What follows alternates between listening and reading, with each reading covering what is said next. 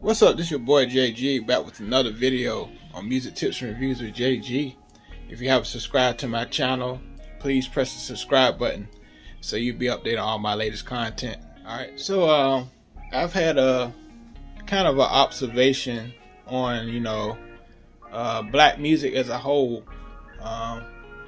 Black music from black African American artists is very competitive. And sometimes often saturated.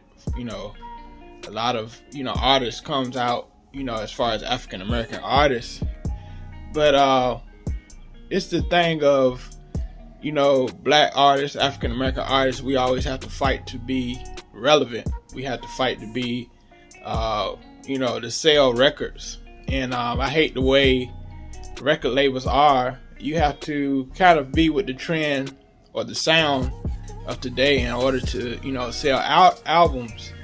And I just don't get that, because I look at country artists, I look at pop artists, their music sounds the same over the years, year after year. A lot of their songs sound like 80s music, they sound like 90s country music. And so why with African American black music, why do we have to always stay relevant? Because when I look at other ethnicities, their music, they really don't have to stay relevant. They just fit with the sound of that genre, and they're good. And so, put in the comments what you think about that, because, that was an observation I've been thinking about. Why, if, if we did an album, I was thinking about what Tank was talking about. If we put an album or a song out like Sam Smith, our record ain't gonna sell like his song, like Stay With Me. If a black artist did that same song, it wouldn't sell like, if Sam Smith, did that song. I mean, Sam Smith did that song. So that's an interesting, observation that I've, discovered, because, even hip hop, you have to have that trap sound in order to stay relevant. You can't come with that conscious, live sound of music and, think that you're going to be on top of the charts during that time. It's certain people that already set their brand, like Kendrick Lamar. Of course they can be experimental with their music, but if you're just coming out, you have to be relevant. You have to fit with that trap sound. You have to fit with that down south, vibe.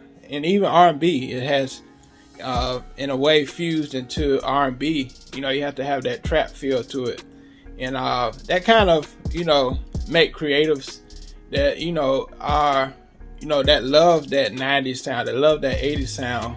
It kind of gives them a frustration, because they want to create that kind of music, that nostalgic music, but the powers that be inside of the music industry, it's kind of like they don't allow those creatives to be creative. And I've struggled with that too, because I love that 90s sound. I grew up in the 90s. I love that 90s music sound, with bridges, with intros, with classic intros at that.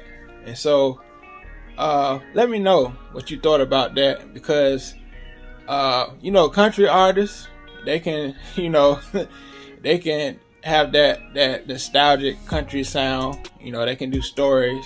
So why we can't still do stories in R&B? Why we can't still do stories in rap like we used to? Now you can just have a loop and it could be a hit. You can have a simple drum beat, and it'll be a hit. Especially ever since like 2010, 2012, around that time, music started getting simpler. Technology has advanced where, you don't have to do, have live instruments. You don't have to have bridges. You don't have to have vamps, in your music.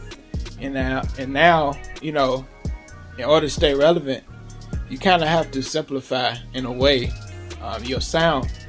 So let me know what you thought about that, because that's kind of frustration with black artists, African American artists, that we have to always stay relevant. And in other ethnicities like Caucasians and you know, Spanish, they can keep with their same sound.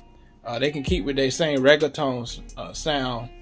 You know, they can keep with their own country sound. So let me know in the comment section what you think about what I've said about, you know, African American artists have to always fight to stay relevant. All right, this has been another video from your boy JG.